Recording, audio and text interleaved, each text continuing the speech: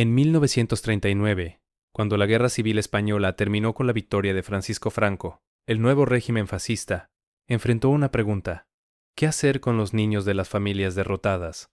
Los hijos de republicanos, los hijos de socialistas, los hijos de comunistas, los hijos de cualquiera que hubiera luchado del lado equivocado en la guerra. La respuesta del régimen, desarrollada en colaboración con la Iglesia Católica, fue simple y brutal: quitárselos, no a través de ejecución masiva, no a través de algo mucho más sistemático, mucho más sostenido y mucho más rentable.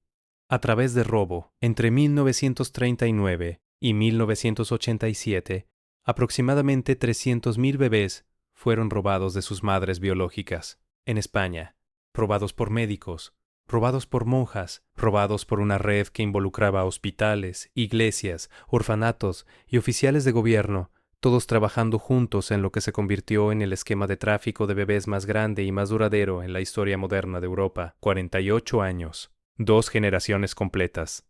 Y lo más inquietante, el sistema no terminó cuando Franco murió en 1975. Continuó durante 12 años más, hasta 1987, mucho después de que España, supuestamente, se había convertido en una democracia.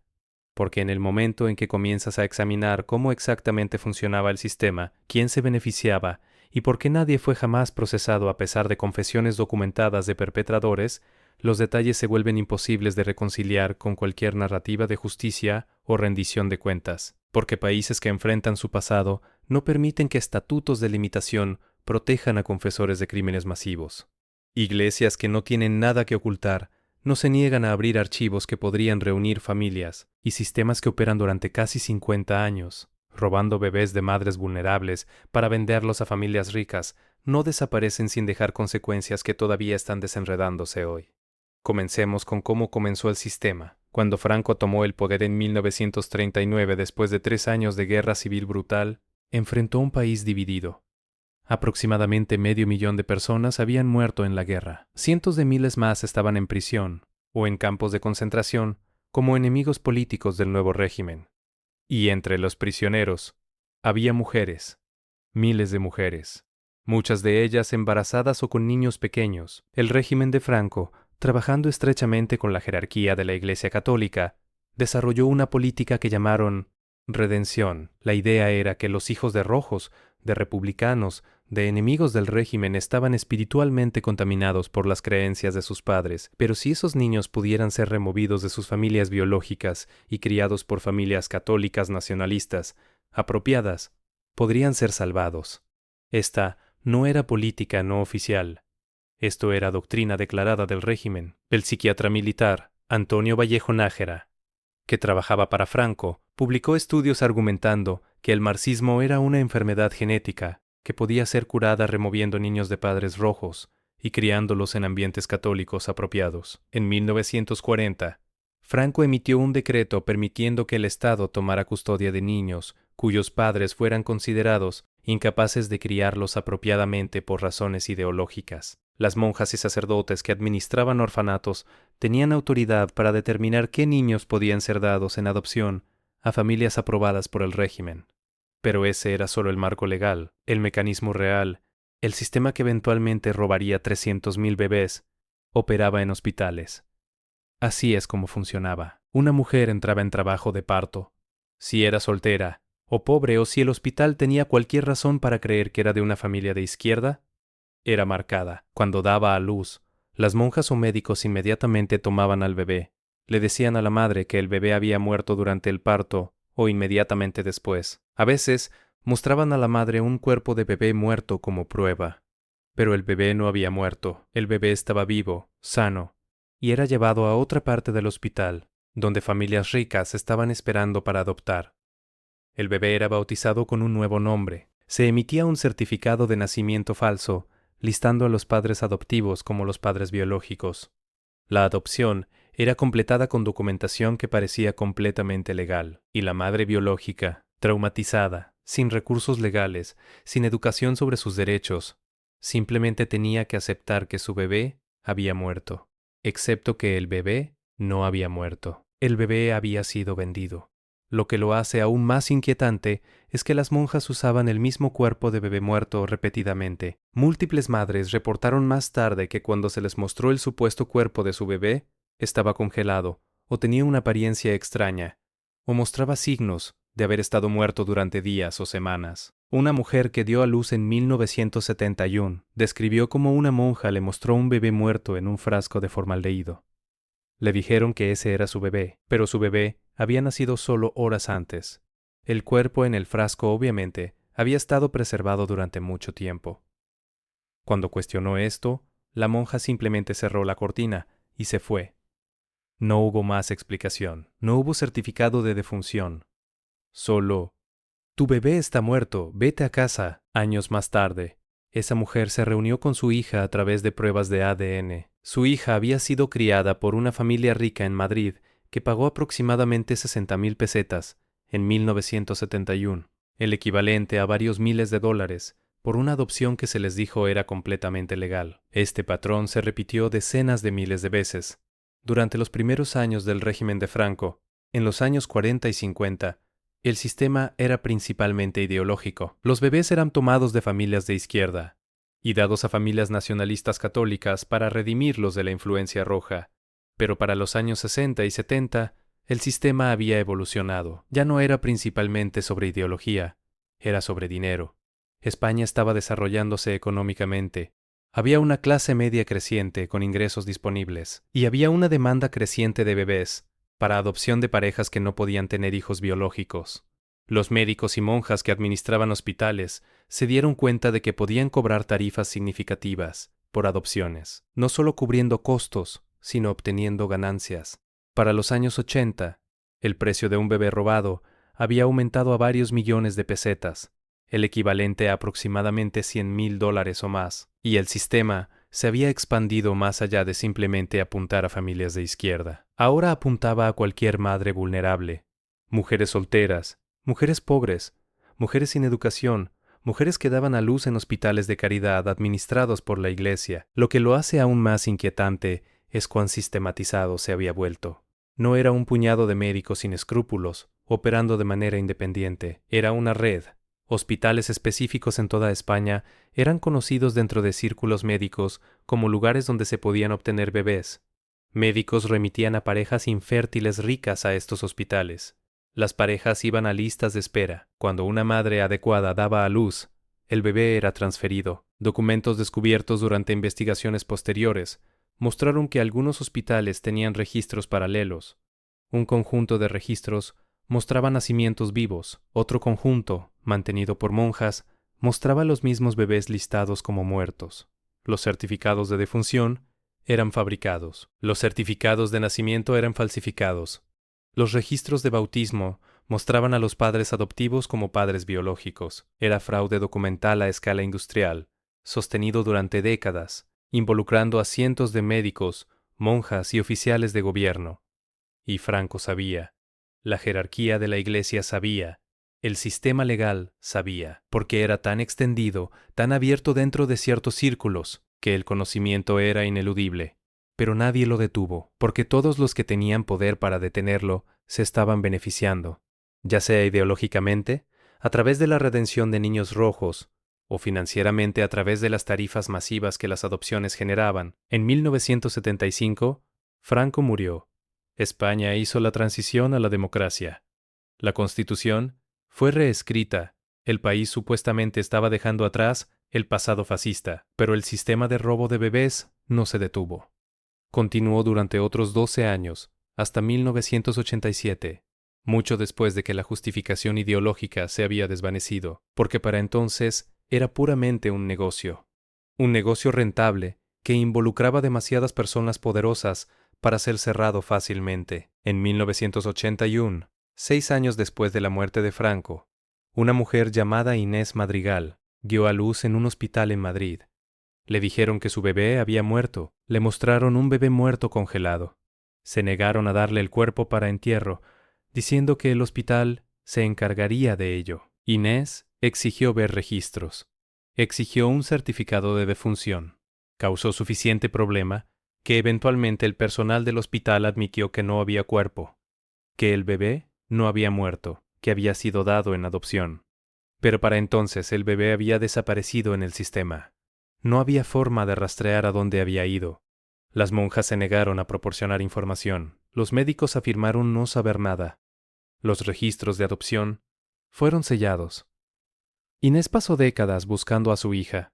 No fue hasta 2010, casi 30 años después, que finalmente la localizó a través de pruebas de ADN. Su caso fue uno de los primeros en hacerse público, y cuando lo hizo, abrió las compuertas, en 2011, una organización llamada ANADIR, Asociación Nacional de Afectados por Adopciones Irregulares. Fue fundada para ayudar a víctimas del sistema de bebés robados. Dentro de meses, miles de personas se presentaron con historias idénticas, madres a quienes se les dijo que sus bebés habían muerto, pero nunca se les permitió ver el cuerpo o asistir a un entierro, madres a quienes se les mostró el mismo bebé muerto congelado, madres cuyos supuestos bebés muertos no tenían certificados de defunción. Y por el otro lado, adultos que habían sido adoptados como bebés y habían descubierto a través de pruebas de ADN que sus certificados de nacimiento eran falsos, que sus padres adoptivos no eran sus padres biológicos y que sus adopciones habían sido compradas. Los investigadores comenzaron a excavar en fosas comunes, en hospitales administrados por la Iglesia. Encontraron tumbas marcadas como bebés no reclamados. Cuando abrieron los ataúdes, muchos estaban vacíos o contenían piedras en lugar de restos humanos. Las monjas habían estado enterrando ataúdes vacíos para crear la ilusión de que los bebés realmente habían muerto. Para 2013, más de 2.000 casos estaban bajo investigación. Las estimaciones del número total de bebés robados durante 48 años de operación del sistema varían de 100.000 a 300.000. Y entonces comenzaron las confesiones. En 2011, la hermana María Gómez Balbuena, una monja que había trabajado en un hospital de maternidad en Madrid durante los años 70 y 80, admitió públicamente que había participado en tomar bebés de madres y darlos a familias adoptivas sin consentimiento. Pero cuando los periodistas le preguntaron si sentía que había hecho algo malo, respondió: «Estábamos ayudando a bebés a tener mejores vidas. Estábamos salvándolos de la pobreza y el pecado. Ningún remordimiento. Ningún reconocimiento de que habían destruido familias. Solo la afirmación de que habían estado haciendo la obra de Dios». Otros médicos y monjas dieron declaraciones similares. Admitieron haber participado. Admitieron que sabían que los bebés no habían muerto. Admitieron haber falsificado documentos. Pero ninguno fue procesado. ¿Por qué? Porque el Estatuto de Limitaciones para secuestro en España es de 10 años y para falsificación de documentos es de 5 años. Para cuando las investigaciones comenzaron en 2011, incluso los casos más recientes de 1987 estaban más allá del límite legal para procesamiento. Los perpetradores que confesaron estaban legalmente inmunes. Podían admitir lo que habían hecho en televisión nacional y no enfrentar consecuencias legales. Y la Iglesia Católica, la institución que administraba la mayoría de los hospitales donde ocurrieron los robos, se negó a abrir sus archivos. Los registros de bautismo, que mostrarían quiénes eran los padres biológicos reales versus los padres listados en certificados falsos, están en archivos de la Iglesia. Los registros de adopción de orfanatos administrados por la Iglesia están en archivos de la Iglesia. Los registros internos de hospitales administrados por monjas están en archivos de la Iglesia. Y la Iglesia ha bloqueado consistentemente el acceso, citando privacidad, protección de datos y secreto religioso. En 2014, las Naciones Unidas emitieron una declaración criticando a España por no investigar completamente el escándalo de bebés robados y por permitir que la Iglesia bloqueara el acceso a registros. El gobierno español respondió, estableciendo una oficina para ayudar a las familias a buscar, pero le dio recursos mínimos y ningún poder de citación para forzar a la Iglesia a abrir archivos. Entonces las familias han quedado por su cuenta, dependiendo de organizaciones privadas, bancos de ADN, y la esperanza de que de alguna manera, a través de redes sociales o publicidad boca a boca, puedan encontrar a los familiares que les fueron robados décadas atrás, y algunos han tenido éxito. Hasta 2023, aproximadamente 2.000 familias han sido reunidas a través de pruebas de ADN, pero eso deja potencialmente 298.000 casos sin resolver. 298.000 personas que aún no saben que fueron robadas, o que saben pero no pueden encontrar a sus familias biológicas, porque los registros están sellados, Lo que lo hace aún más inquietante es quién exactamente se benefició. Las familias ricas que compraron bebés en su mayoría no sabían que estaban participando en un sistema criminal. Se les dijo que las adopciones eran legales, que las madres biológicas habían dado consentimiento, que todo era apropiado, pero los médicos y monjas que facilitaron las adopciones ganaron fortunas. Para los años 80, un médico podía ganar el equivalente a $100,000 o más por un solo bebé. Algunos médicos procesaron docenas de adopciones por año. Los registros bancarios de algunos médicos involucrados, obtenidos durante investigaciones, mostraron depósitos de adopciones, pero ninguno de ese dinero fue jamás confiscado. Ninguno de esos médicos enfrentó cargos por extorsión o fraude. Y la Iglesia, que administraba los hospitales donde ocurrieron la mayoría de los robos, nunca admitió responsabilidad institucional. En 2014, el Vaticano fue preguntado directamente sobre el escándalo de bebés robados en España. Un portavoz respondió que cualquier mala conducta individual por monjas o sacerdotes no reflejaba política de la Iglesia, y que las diócesis locales eran responsables de sus propios asuntos.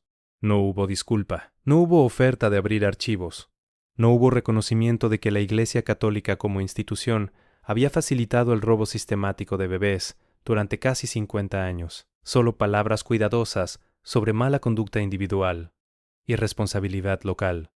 Pero esto no fue mala conducta individual. Esto fue política institucional durante la dictadura de Franco, que luego evolucionó a operación criminal a gran escala, que continuó durante 12 años después de que la dictadura terminó. Y los archivos que podrían probarlo, que podrían mostrar exactamente quién sabía qué y cuándo, que podrían reunir a miles de familias, permanecen sellados en sótanos de iglesias en toda España, porque algunas verdades sobre cómo las instituciones religiosas colaboran con dictaduras fascistas y luego continúan beneficiándose de sistemas criminales, mucho después de que las dictaduras caen, al parecer son demasiado peligrosas para ser completamente reconocidas. Algunos archivos deben permanecer cerrados, algunas confesiones no deben llevar a consecuencias, y algunos crímenes, sin importar cuán sistemáticos, sin importar cuántas víctimas, sin importar cuánta evidencia, deben quedar sin castigo, porque procesar a los perpetradores requeriría admitir complicidad institucional a la escala más alta, oculto en archivos de la Iglesia,